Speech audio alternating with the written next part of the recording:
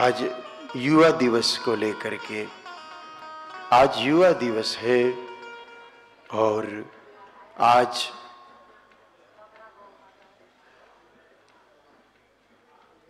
विवेकानंद जी, नरेंद्र जी, जिन्होंने अपना जीवन एक दिव्य चेतना से भर करके विश्व में जागृति कर दी। युवा अवस्था में, बाल अवस्था में, किशोर अवस्था में, तीनों अवस्थाओं का उन्होंने पृथक पृथक रीति से आनंद लिया।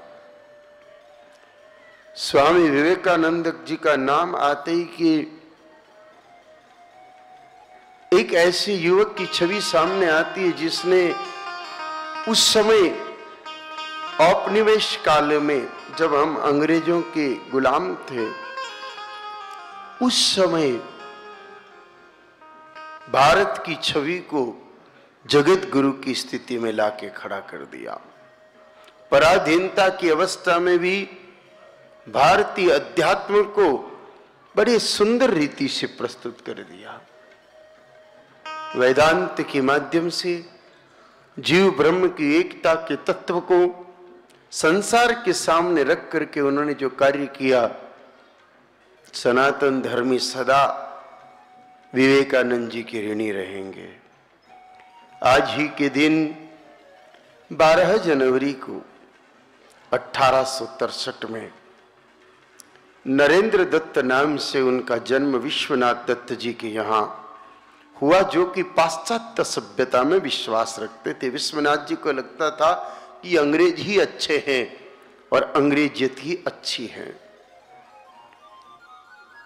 विश्वनाथ जी अपने पुत्र नरेंद्र को भी अंग्रेजी पढ़ा करके पाश्चात्य सभ्यता के ढंग पर ही चलाना चाहते थे। नरेंद्र की बुद्धि बचपन से ही बहुत तीव्र थी। परमात्मा को पाने की लालसा भी प्रबल थी। एक ही मांग थी, भगवान कौन है, भगवान कहाँ है, भगवान कैसे हैं और भगवान मुझे कैसे मिलेंगे।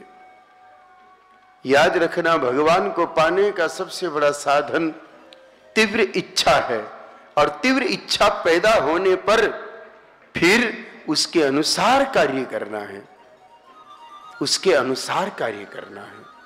युवाओं के लिए वो एक ही बात कह करके गए, उठिस्तत जागृत प्राप्य वरान्नि बोधत, जिसका हिंदी अर्थ अभी आपको थोड़ी देर पहले ही परम गोवत्स गोभक्त गौरक्षक गौसेवक श्री बालकृष्ण जी महाराज ने आपको बताया भी था।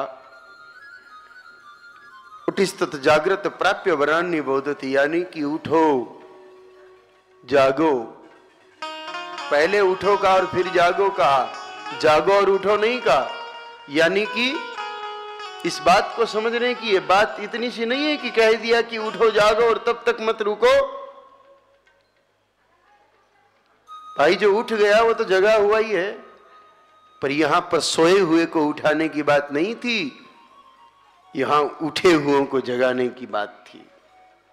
जो शरीर की नींद में नहीं, तमोगुण की नींद में, प्रमाद की नींद में, विकारों की नींद में, वासनाओं की नींद में, कामनाओं की नींद में, ममता की नींद में, मोह की नींद में, द्वेष की नींद में, ईर्ष्या की नींद में डूबे पड़े, उनको कहा कि जगो